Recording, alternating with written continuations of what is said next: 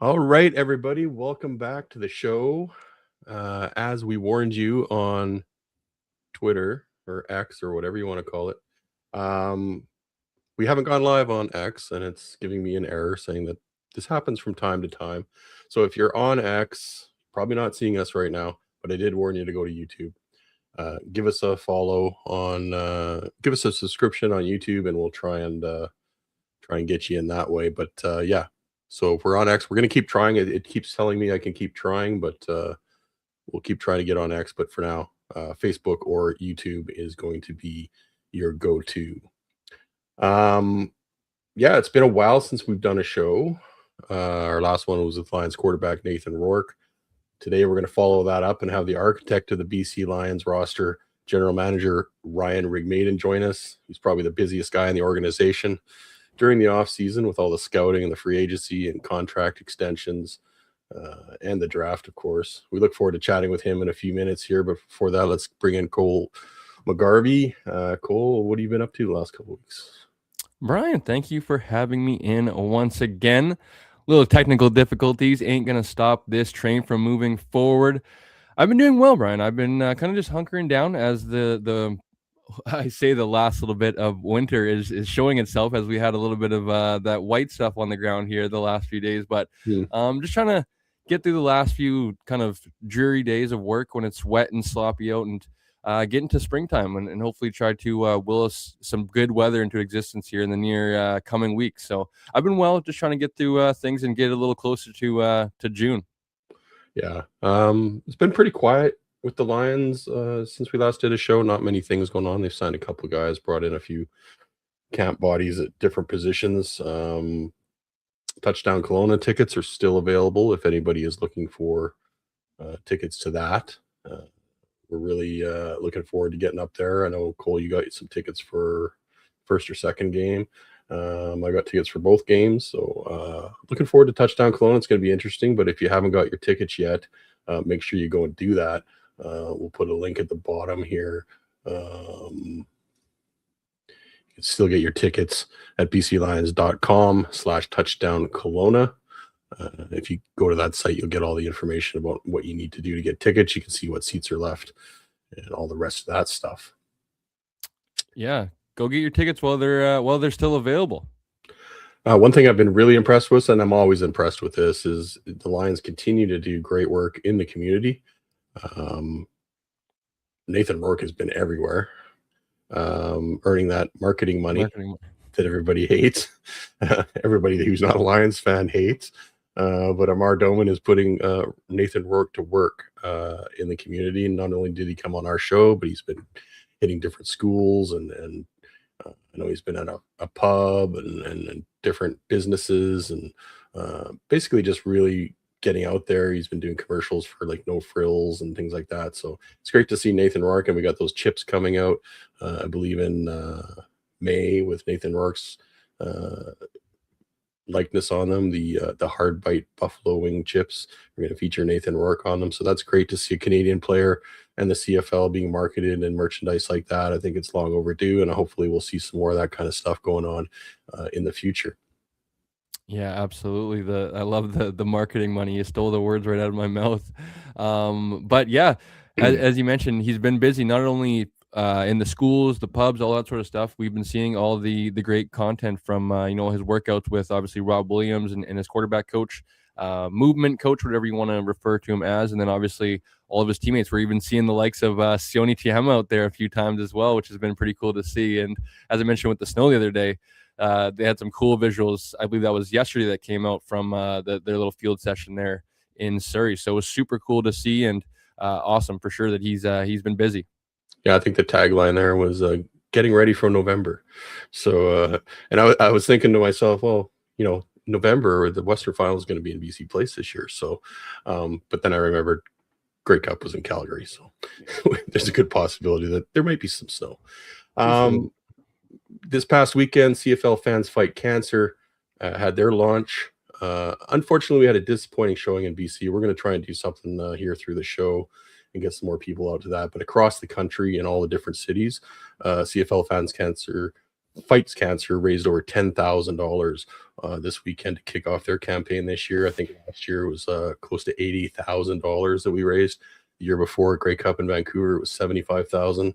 So that group continues to do great work. All the local charities in Calgary, the host city of the Grey Cup, picks a charity, and this year it's the Alberta Cancer Foundation. So off to a good start there. We're hoping to hit the $100,000 mark for this year's event. So congratulations and thank you to all the people that came out for that. And like I said, we had a disappointing showing here in BC, so we're going to try and get something going. Maybe we can work with the Lions a little bit, see if we can get a couple players to come out, and we'll see what we can do with that. But congratulations to everybody that did come out. It's a great start for a great huge shout out to everybody across the CFL family.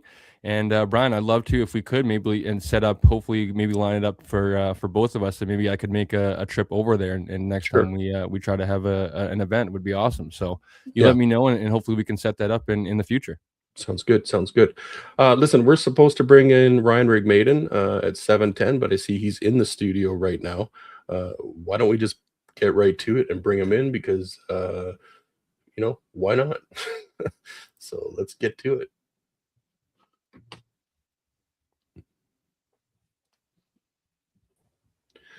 Ryan Rigmaiden, thank you for joining us tonight. We really appreciate you taking the time.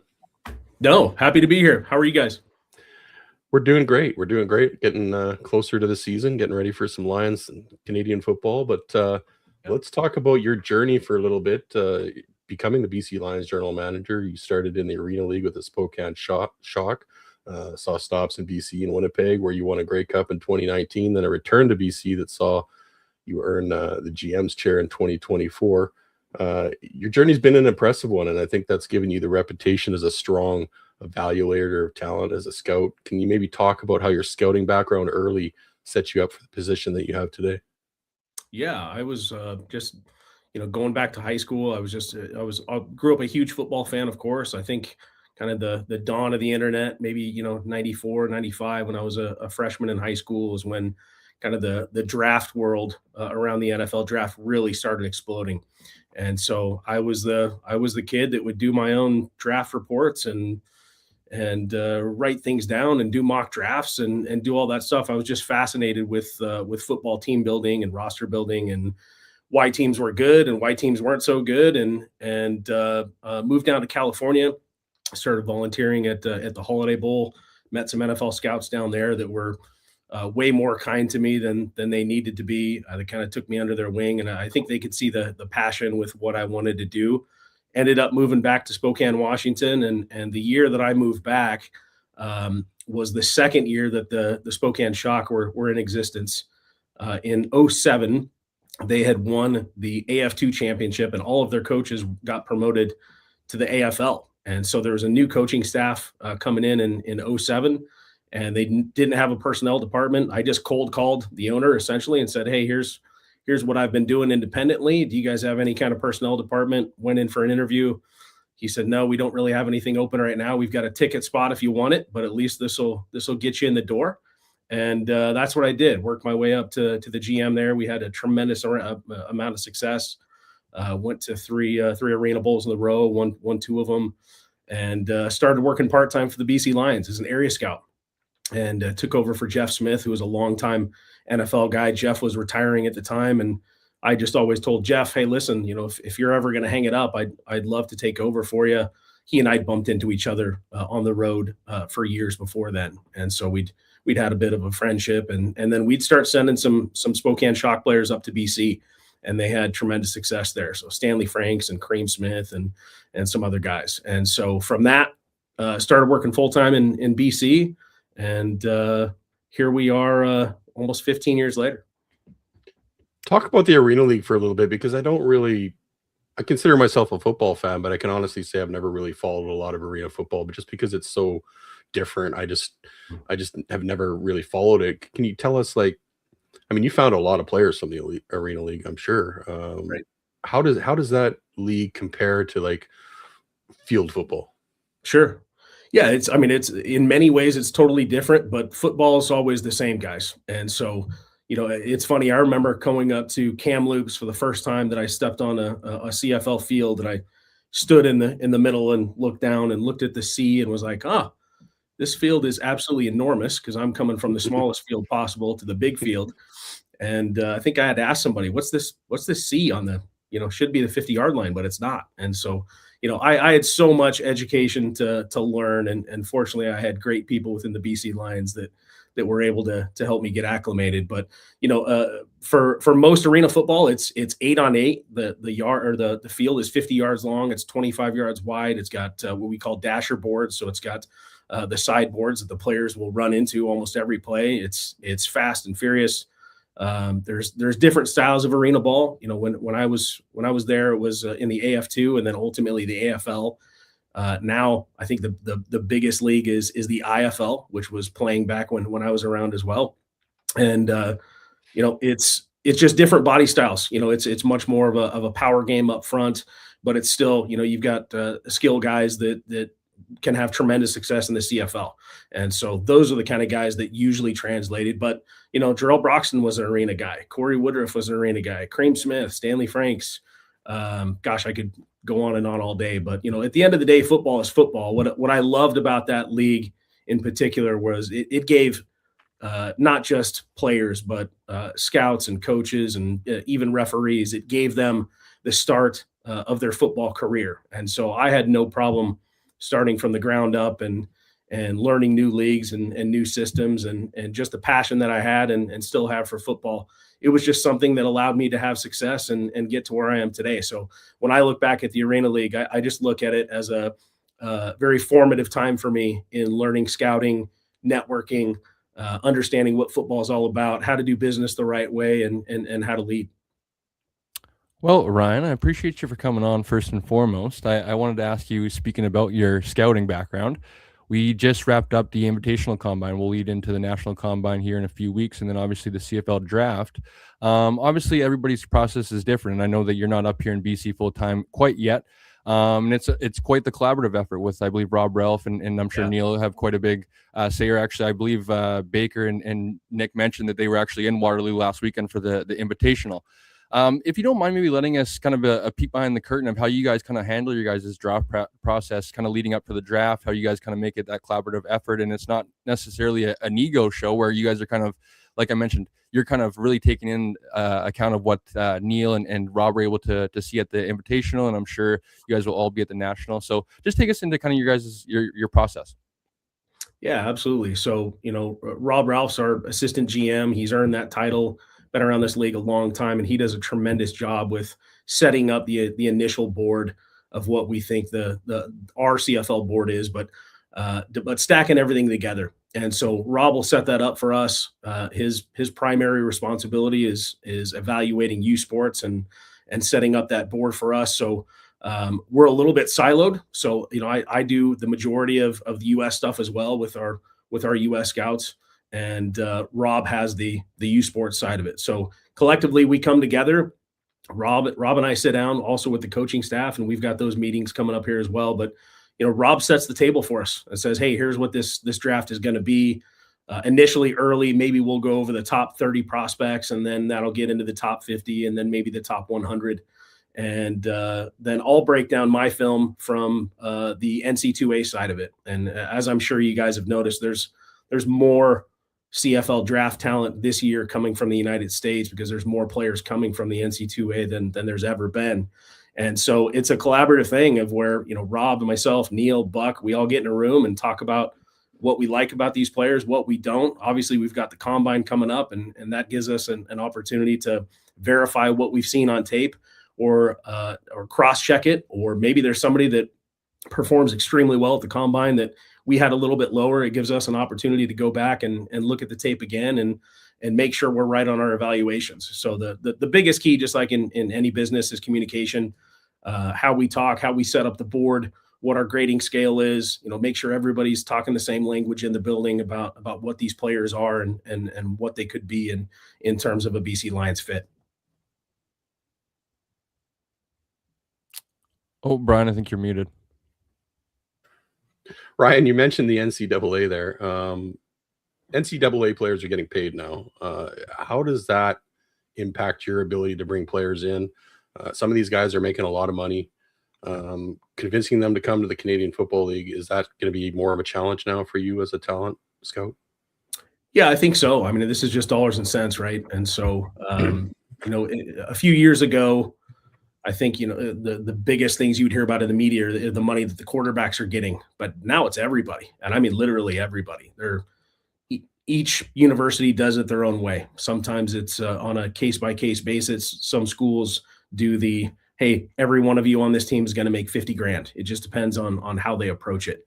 But I do think it's going to give us some challenges in the future. So we've got I think 12 quarterbacks on our neg list right now. Several of them have made well over $1 million the last few years. Some of them are approaching $10 million. And so Wow. the idea that these players will come up here for a rookie CFL contract may not be realistic with what we have in place right now. And so I think our league's going to have the same challenges as some other leagues. So we're going to find out who wants to play football. We're going to find out who loves football. And we're gonna have to go to the well and find the guys that can do it. But you're seeing this change the landscape of obviously NC2A sports, but even the NFL. When I first started, you would see players try to get out of college football and into the NFL as quick as they possibly could, usually for financial reasons.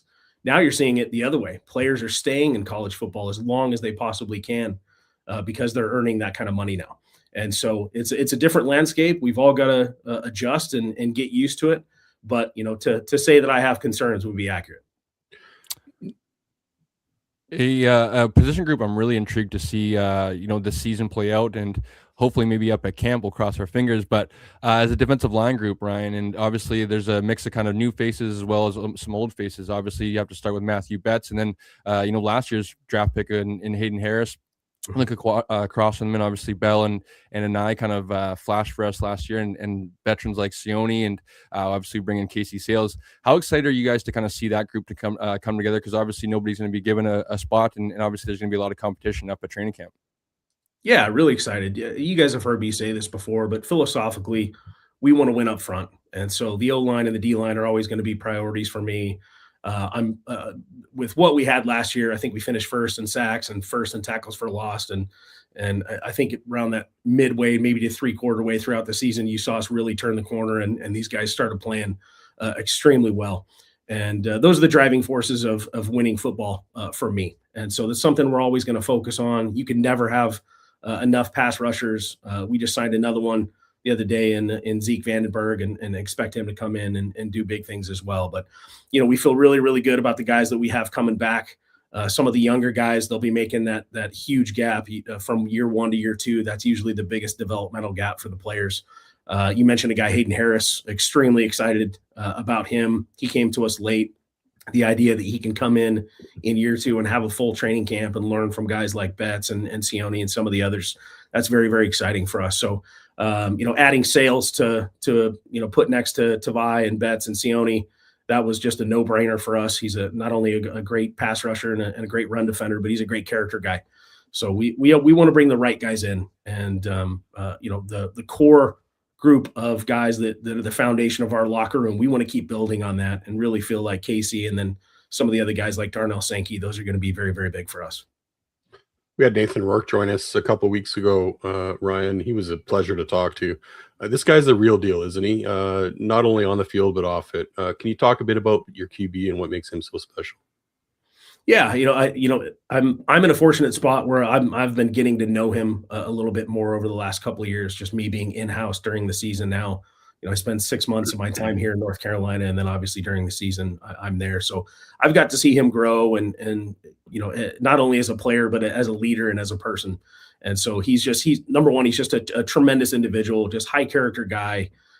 He's my daughter's 17 years old, and hopefully she's not going to get married too soon, but he's that type of guy. As a parent, you look and say, man, this guy he's just a very classy, talented kid that's very respectful, loves ball. He's taken huge steps as our leader. I can't say enough about him both on and off the field. And so we're incredibly lucky. You guys saw we extended him by 3 years this year. That was a foundation move for us. We wanted to let the fans know that Nathan was going to be a BC Lion for at least the next 3 years, and hopefully he retires a Lion. One question we posed to Nathan, we had him on, was the possibility about playing in the Olympics, and his eyes lit up. He Yeah. says, "Yes, I want to play in the Olympics." Is that something that concerns you as a general manager? How that's going to work? Because the commissioner said, like, we're not going to shut down for the Olympics, so there's a possibility the Lions could lose Nathan Rourke for a couple games during the season. How does the club look at that? Are they going to be all for that? Yeah, we're going to be incredibly supportive. So, we've been hearing rumblings about this for a year and a half, 2 years now on what this might be, and we got a little bit more information at the coaches meetings earlier this year. But from a club perspective, and just personally for me, I told Nathan, I said, look, not only does the club fully support this, if I ever had the opportunity to represent my country, I would 100% do it. So you've got our full blessing. We hope he does extremely well. We hope he can get a medal for Canada. I think that would just be such an amazing personal experience for him that that's something we weren't going to intrude on. Now, from a BC Lions perspective, do I have concerns? Well, yeah, always. The first one's usually injury, right? And so you just want to make sure that that you're taking every precaution of making sure that we're protecting Nathan. And I think Coach LaPolice is going to do that. And so we're going to move forward with it. He's got our blessing. I think this is a tremendous opportunity, not only for Nathan and the BC Lions, but also for Canada. And hope he performs extremely well.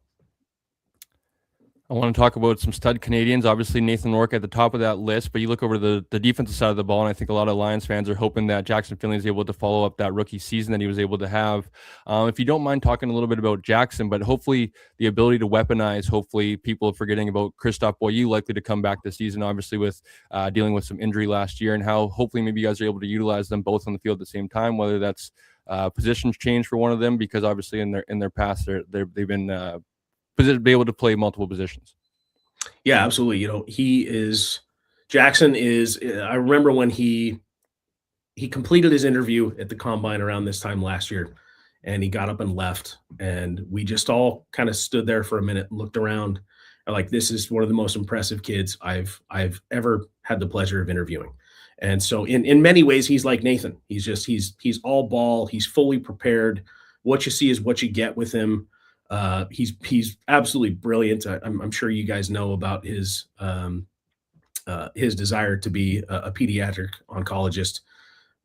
He's going to be a doctor, and he's, I think at about the midway point last year, you were hearing the veterans come out of meetings and be like, this guy's maybe the smartest guy on the field. And so, that's his superpower. Not only is he a good athlete, and obviously he's got ball skills and athleticism and tackles well and does all those things, but he's a brilliant human being.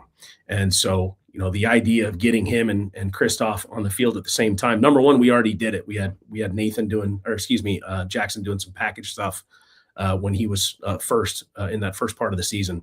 That's something that the coaches are chomping at the bit for, is how we utilize those two guys, because Christophe is a special athlete as well. And so to have both of those guys be on the field and be game changers for us and be Canadians is just a huge advantage. So obviously Christophe's coming back from the ACL, so we'll see how quickly he can get on the field. It's important for us that he, we don't do this fast. We need to do it right. And so we need to make sure that he's fully healed and ready to go. But the idea for our coaches of getting both of them on the field and mixing and matching and doing packages is absolutely something that they're going to do. And it's been something they've been thinking about for 2 years now. Brian, if you don't mind, I just sneak in one quick one, Ryan, here. How have you obviously been with the club now for a little bit of time, and it kind of honestly started a little bit with Nathan and then working our way to present day. How have you kind of seen Canadians evolve here in the Canadian Football League, where, in previous, maybe it was, hey, you're going to play field corner, you're going to stay in the field, the field side, offensive lineman, that kind of thing, where now we're seeing, case in point, Matthew Betsley, the CFL in sacks, Nathan Rourke be the MLP, MOC. So how has that kind of evolved into, it's kind of the old, passport, but I think a lot of these guys don't care about passports. They just want to prove that they can play. I totally agree. And not only that, I think the Canadian talent across the board has gotten significantly better in my 15 years. I think obviously a big part of that goes to the players and how they're preparing and training and getting better. But also the U Sports coaches, I think, need to get a lot of this credit of how they're developing these players. So when I first started, you didn't see the depth at some of the skill possessions that you do now. There was always one or two, but I mean, we're in a unique position here with BC of having Nathan be the MVP. He's a Canadian. You've got the reigning Defensive Player of the Year in Matthew Betts. He's a Canadian.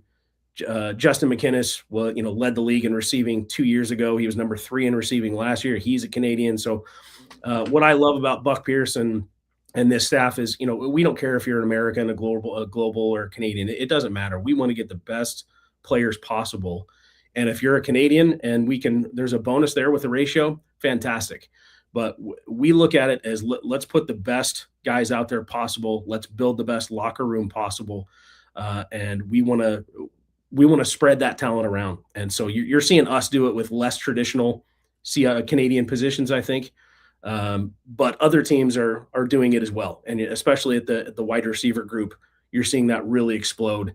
And it's because these guys are good. They're really, really good. And so I love the fact that you're seeing players at different positions get the spotlight shined on them because of their talent, not because of where they were born. You mentioned Jarrell Broxton earlier. Obviously, he was one of the big losses. You guys did a lot of great work prior to free agency, getting guys locked up. Jarrell was one that you couldn't get done.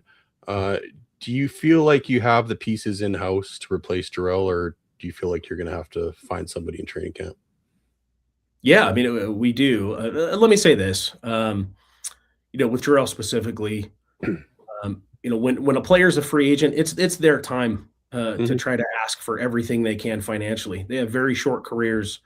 Nobody's upset at Jarrell for asking for more. We all do with any of our contracts. That's just the nature of how contracts go. We offered him a contract to make him the highest paid position player in the league. He still felt like he could go out and get more. We were at the end of our rope with the cap, and we just couldn't make that offer. And so it's always very disappointing to see somebody to leave like that you've developed over the years. And like I said, he's an arena guy as well. And so I've got long history with Jarrell. So it was disappointing to see him leave. Now at the same time, it does open up windows for other players that we're very high on. And so Corey Woodruff is going to get a shot to do it, just like Jarrell. Jarrell played left guard and then kicked out to left tackle when we let Joel Figueroa go. And so we're going to do that as well. Woody played left tackle for us a couple times when Jarrell did go down with injury, and so he's got some experience to do it.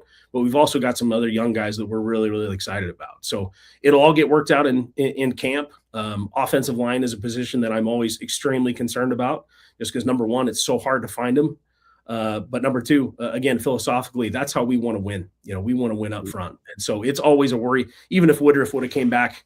If you said, Riggs, are you worried about the offensive line? I'd say, yeah, I'm worried about that every single day, just because it's such a key position. So we feel like we've got guys in-house that can do it, and it'll get sorted out in camp.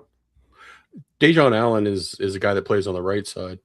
Is it hard for a player to go from the right to the left? Is that something you would consider if you don't like what you're seeing on the left side?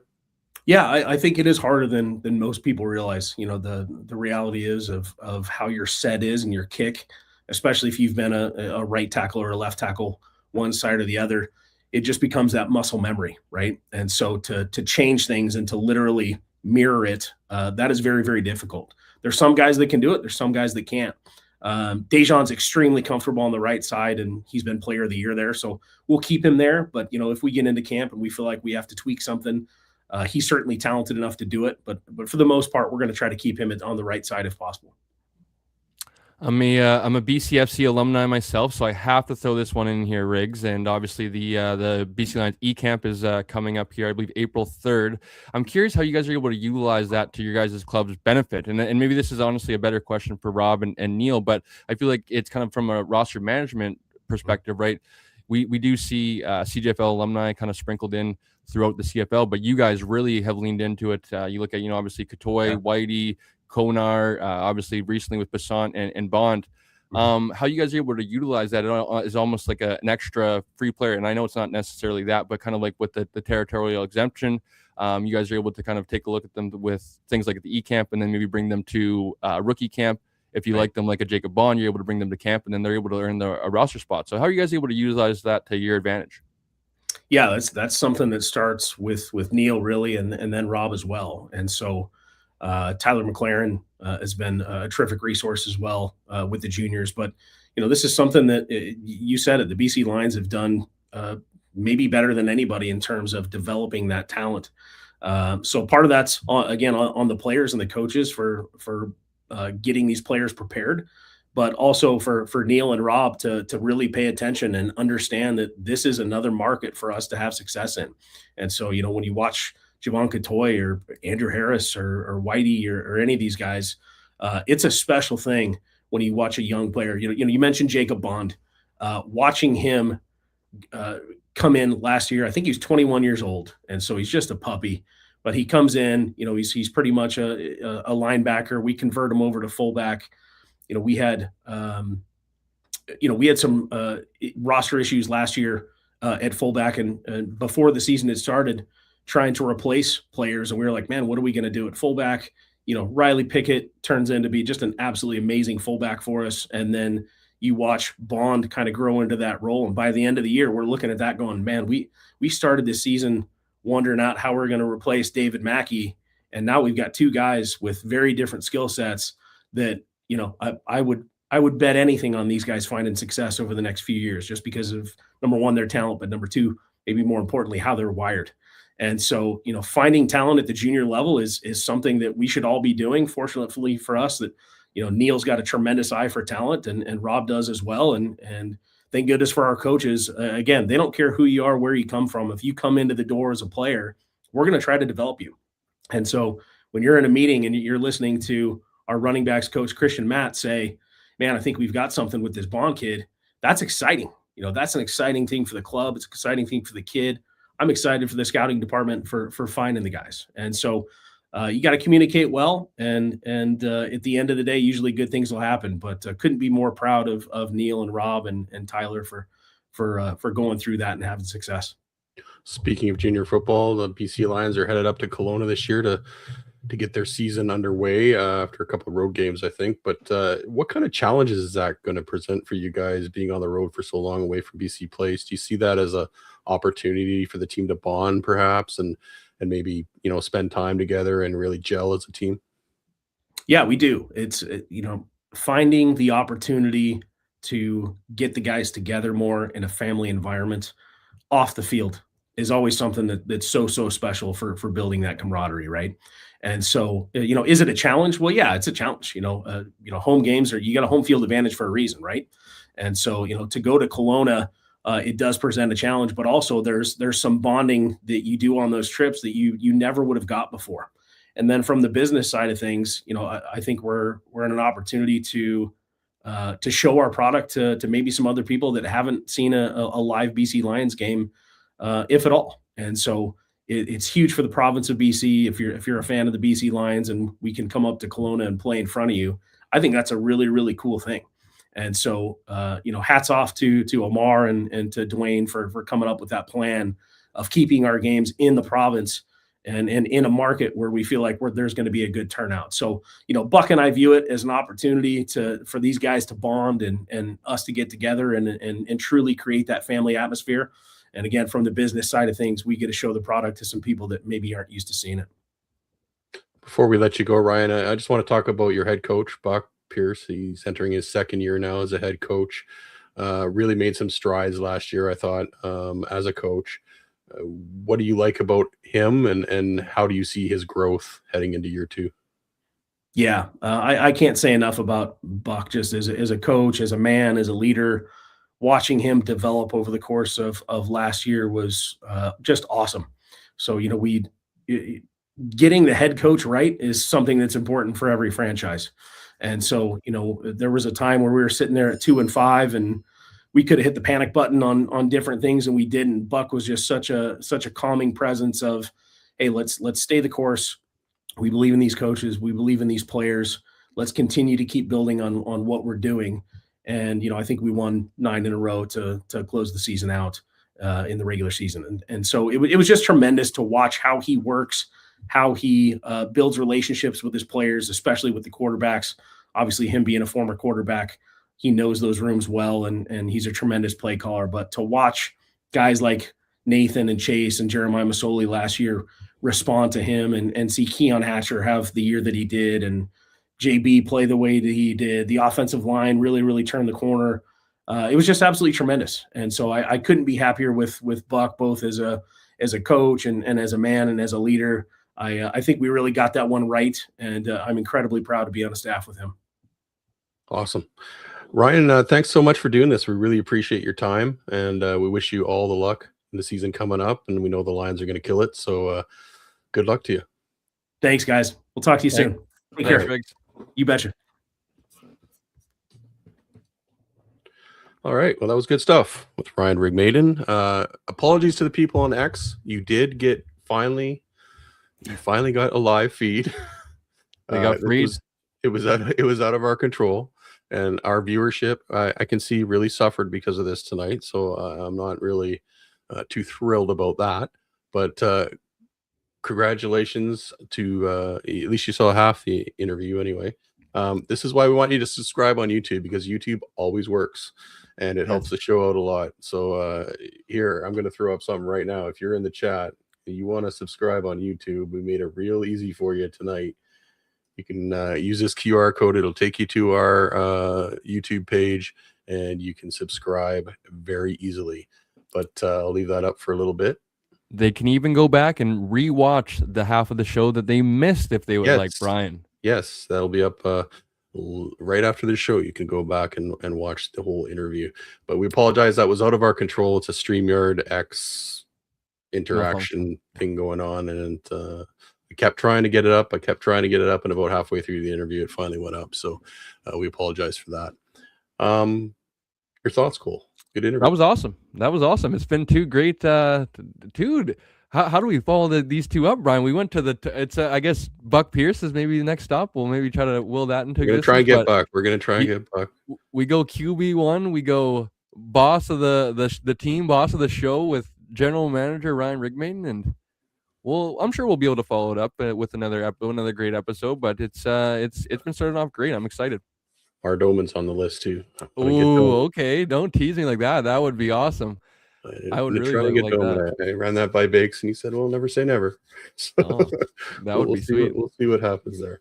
But yeah, thanks to the BC Lions for making Ryan Rigmaiden available. Hey, you got to respect his experience, the way he's climbed the ladder to the top, climbing up from the Arena League, becoming a scout, going to the Bombers for a while, winning a Grey Cup there, coming back to BC, becoming assistant GM, and now getting the GM's chair. So great stuff with Ryan Rigmaiden, and he's earned everything that he's got, and he's a great evaluator of talent. So I think good things are coming in the coming years for the BC Lions.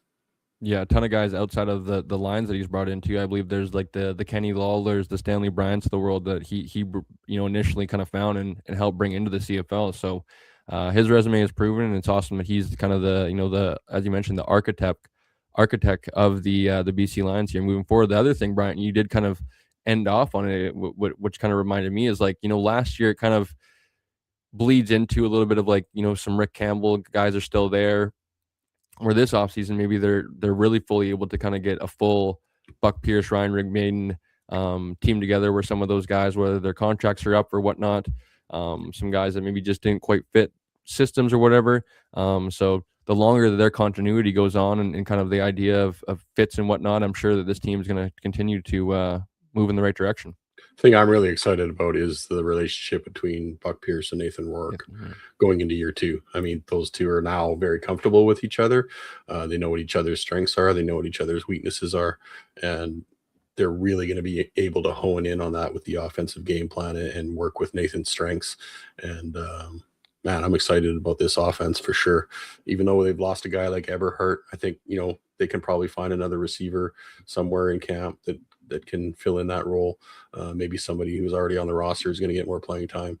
But they're still very strong offensively. 2 solid running backs, great receivers. The offensive line is the big question, I think, right now.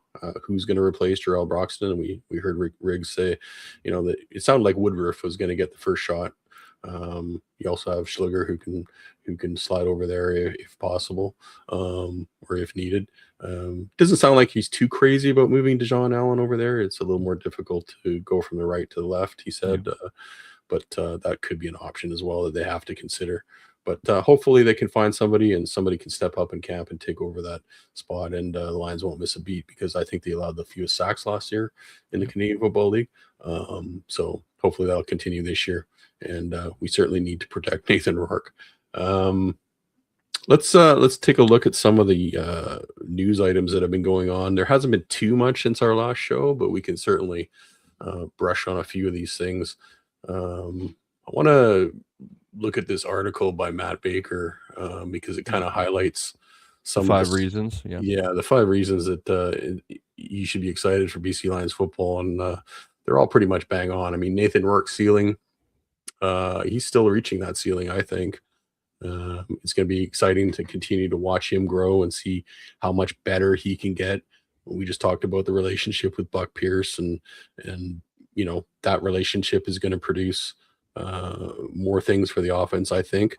But yeah, we can look forward to that, I think, for sure.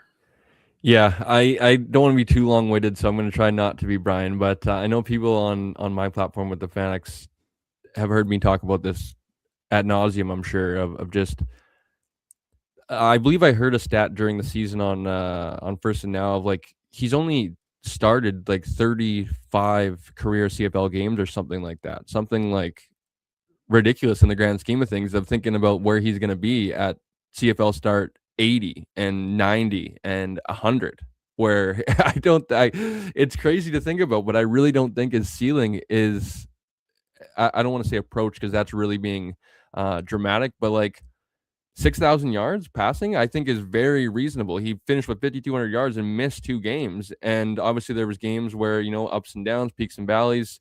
Every pro athlete's going to have their bad games.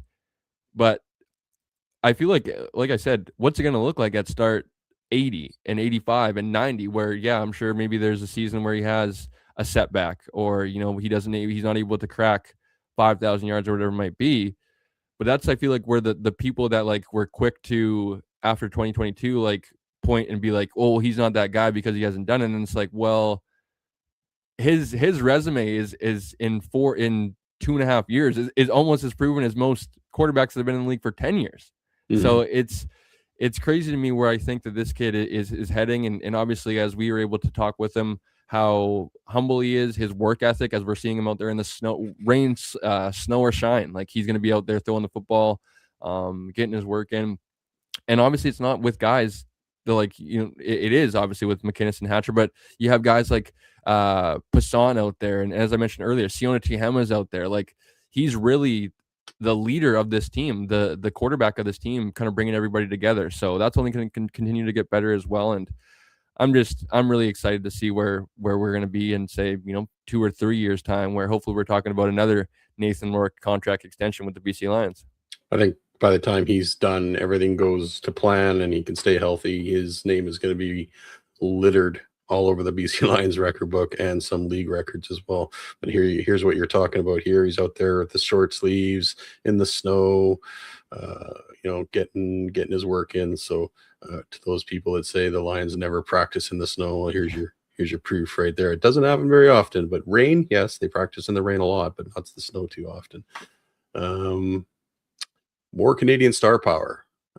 We talked about that a little bit with Riggs, and Jackson Finley highly mentioned in this little blurb here. Really excited to see the Lions Canadian talent. They've got some really good players, and Jackson Finley and Bolio, man, when they get both of those guys on the field together, that's going to be a huge plus for the Lions defense.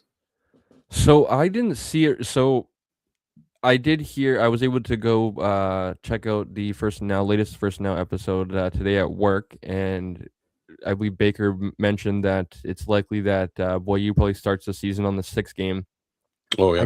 I don't remember, correct me if I'm wrong, Brian, seeing any report, because I believe Ryan, if I'm not crazy, said that he tore his ACL last year. I don't remember seeing that being reported, which is kind of very interesting to know now, which is, I kind of have 2 thoughts about it, where I really hope that Christophe Boyu takes his time, as Rigmaiden says, and doesn't feel like he has to rush back on the field because he feels like his starting position is being lost.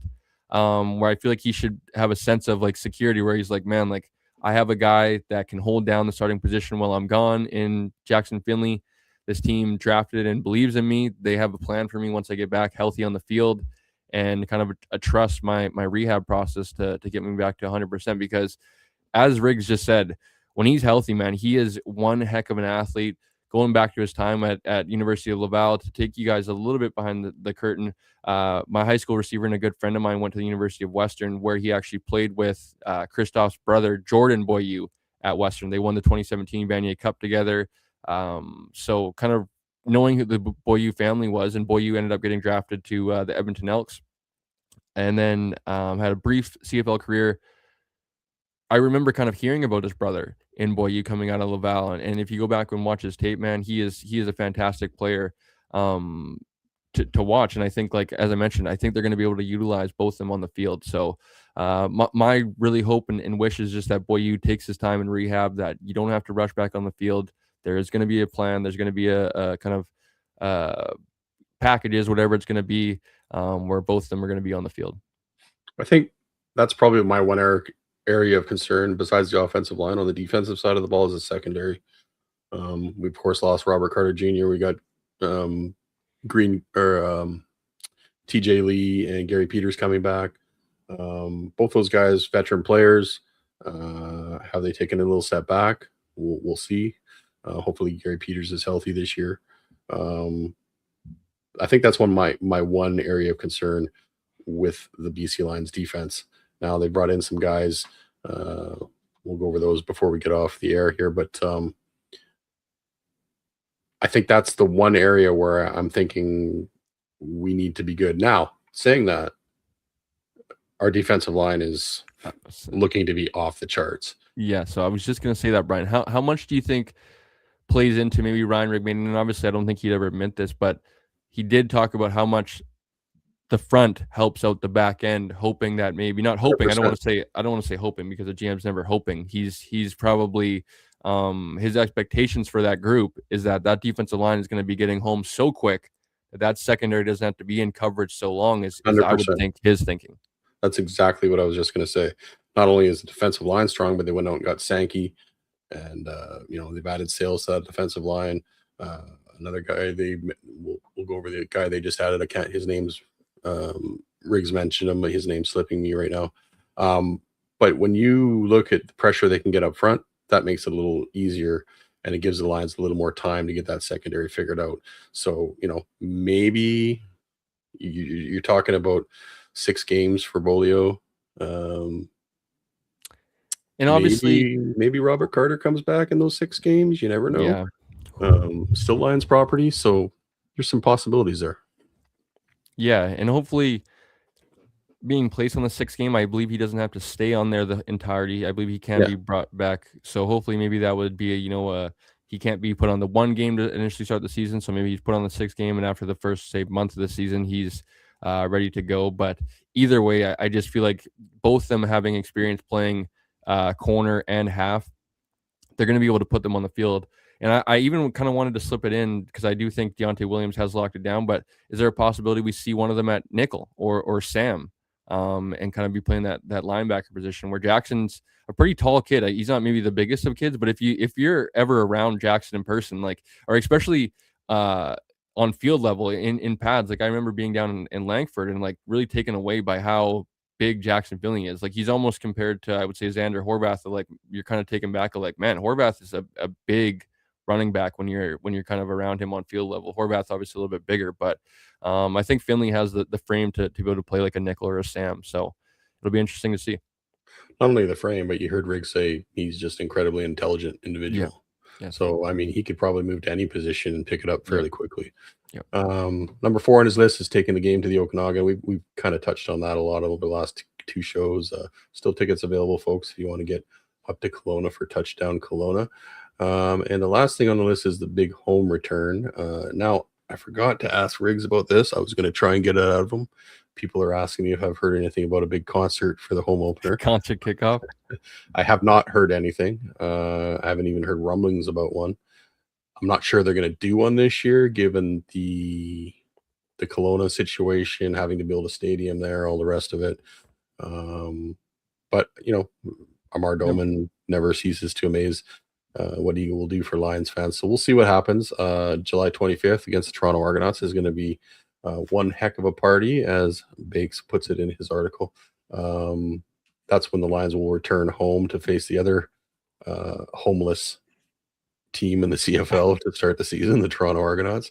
But I'm sure it'll be great. There's some new seating options at BC Place with the Terrace Club, Tunnel Club. A little more pricey for those sections, but if you can afford it, those are some nice comforts that you can enjoy at BC Place this year. And those are mostly in part to the FIFA renovations that are going on for the World Cup. Lions will also be returning to a new refurbished locker room, I believe, at BC Place. Really?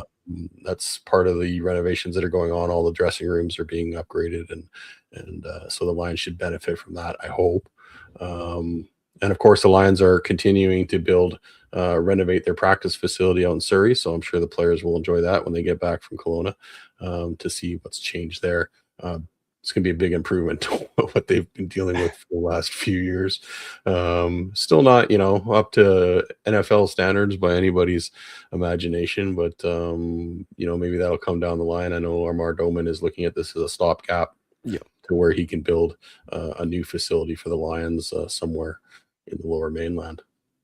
Yeah, maybe we can suck up and maybe Amar would like to come on even more. But Amar doing this, knowing that they're likely going to be out of this place in 2-3 years is pretty incredible, that he's just been so willing to invest into the team. And, we're hoping that one of these years it's going to be paying off in a Grey Cup would be awesome. You talk about last few things I want to throw in here, Brian, before we do get out of here. You talk about wanting to ask to Rig something. Maybe if Baker's watching or one Nick Kowalski, when are we getting some Arrow Up content is what I've been waiting for. In the long off season, the kind of I started dabbling into going to watch back a few games from last season. I would love some Arrow Up content right now. It would be awesome. Off-season downtime binge watching would be great. I'm sure they're going to be doing something for Touchdown Kelowna and the lead up to that through training camp into Touchdown Manitoba. I'm thinking about Grey Cup on my mind here. Touchdown Kelowna, I'm sure there's going to be a lead up to that. And then coming out of Touchdown Kelowna, heading back home to BC Place, I'm sure will be part of that great work that they do with the BC Lions. So we touched on a couple of signings that they've made. Riggs mentioned that he's pretty excited about Zeke Vandenberg, 6'4", 230 pounds. Spent 2025 with the Memphis Showboats of the UFL. 37 tackles, 23 solo, 14 assisted, half a sack across 8 games. But he says he expects big things out of him. So another piece to the defensive line. Veteran defensive back Jamal Parker was signed by the Lions. I think he played in Winnipeg last year, but was released. Yeah, an intriguing piece in my mind, Brian. I think it's a name to keep an eye on. He actually picked off Nathan Rourke. I want to say in that week 2 game before Nathan left the game in Winnipeg. Jamal had an interception. A guy that has starting experience playing on that not the boundary side, the field side at corner, plays a little bit of safety as well. I would think that maybe their idea is to have Gary go back to his boundary side and hope that, as you mentioned, he's able to have a full healthy year. I think that's pretty up to debate, probably in the fan base still, of like how much was that health, how much was that decline last year in his play, where I would think maybe the plan as of now, have Gary go back to that boundary side. Because I know in previous years they switched with forgive me, the names escape me right now, but they went to right and left sides of the field, and Gary kind of didn't stay in the boundary that whole time. I think Jamal Parker will likely get maybe first crack up in Kamloops at that in the starting lineup in the field corner spot. So want to keep an eye on, because obviously there'll be competition leading up to it, but I think it'll be a quiet signing maybe if he's making an impact come the middle of summer. And the last addition since our last show was former Kansas City Jayhawks linebacker Marvin Grant, 6'2", 210 pounds. Moves north after attending rookie mini camp with the Kansas City Chiefs last year. Just another linebacker to add to the camp roster, and we'll see what he can do. But yeah, I think that's pretty much all the news that we can really talk about. Think of anything else that we've missed or? Not really, Brian. I did have kind of one thing on my mind when you're talking about the CFL fans fight cancer luncheons and whatnot. Possibly, if we are able to make it work with just timing, maybe we could do some sort of like meet and greet or meet up lunch up in Kelowna or something like that. With maybe getting some BC Lions fans together would be awesome. Could be. We'll see how long, what the schedule's like. Yeah. I haven't really decided if I'm staying up there or coming back because hotels are very expensive. So we'll see how that works out. But yeah, I wouldn't be opposed to even doing a show from up there. Yeah.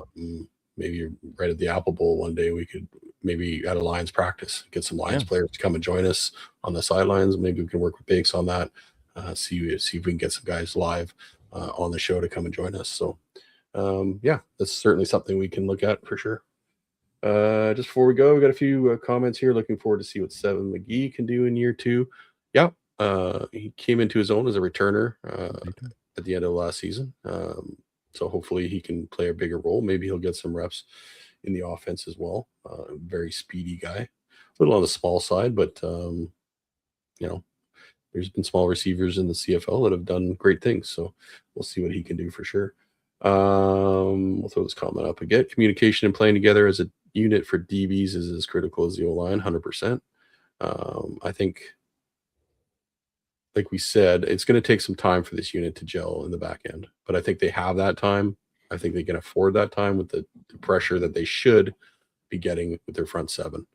The linebackers they have, the defensive linemen they have, that should give the defensive secondary a little bit of time to gel. But we'll certainly be looking forward to seeing how they handle that. Hoping to see more Xander Horvath and Riley Pickett worked into the short yardage situations. I'm looking forward to seeing Xander Horvath get a bigger role. Period. I think we can keep James Butler fresh by giving Horvath more reps. I think Horvath proved that he can do it last year. So yeah, I'm looking forward to more Xander Horvath and Riley Pickett in the fullback position. So yeah. No short yardage quarterback on the roster yet, folks. So keep an eye on that and who it might be, because it could be one of those names. Yeah.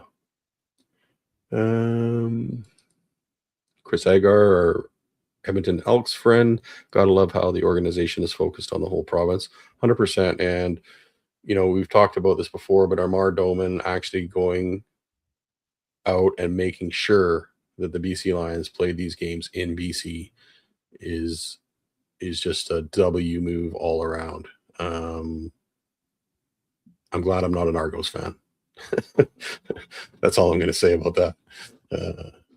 But Doman could have grabbed the bag and went to Winnipeg for his home games, or went to Saskatchewan for his home games, like the Argos have. But no, he kept it in BC, and he's actually probably going to take a loss or break even building that stadium out there. So kudos to Amar Doman for sure. And with that, I think we're going to call it. Again, it's the off season, so we're not sure when our next show will be. It depends on what kind of news comes up. We do have the CFL Combine coming up. Combine's in 2 weeks, I think. Combine. Or it might be next week. Throw this up here, March 27th to 29th in Edmonton. I'm sure Chris will be attending some of that, maybe, and I'm sure the Turf District guys will be there covering it.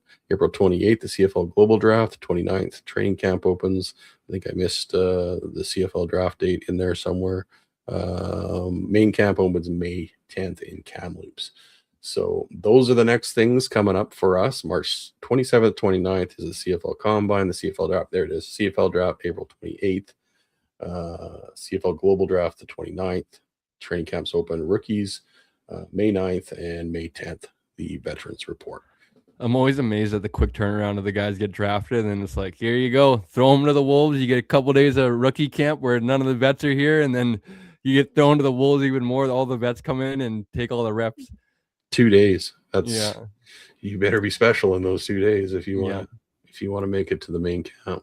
Yeah. But Cole, good stuff. Great to have Riggs on. Thank you to Matt Baker of the BC Lions for making that happen for us. Bakes, we really appreciate you. Yep. Good man, Bakes. More stuff coming. Like I said, we want to have Buck Pierce on. We want to have a Mardoman on. We want to have more players on. Maybe we can go behind the scenes a little bit, talk to the video people, talk to everybody in the organization to make you guys a bit of a behind the scenes look of how this operation happens behind the scenes. You know, there's a lot more that goes into it. The trainers, the doctors, the physiotherapists, everybody. We want to bring you behind the scenes with the BC Lions. They do a great job of that stuff with their locker room and locker room videos and things like that. But maybe, you know, we can expand on that a little bit on this podcast. So we got a lot of ideas cooking. We appreciate you all for joining us. Apologies to you people on X, but go subscribe on YouTube, because that's the way you're going to see the show 100% of the time. Unfortunately, with this technical difficulty with X tonight, a lot of you only saw half of the Riggs interview. But as I said earlier, you can go to YouTube after this show ends and watch the whole thing unfold. So we appreciate you joining us. We hit 50 tonight after we got you X people in. We need more of you over on YouTube. So I'm going to throw this up one more time. Hit that, get your phone right now, scan this QR code. It's going to take you right to our YouTube page. Hit that subscribe button, and you're good to go for the rest of the season.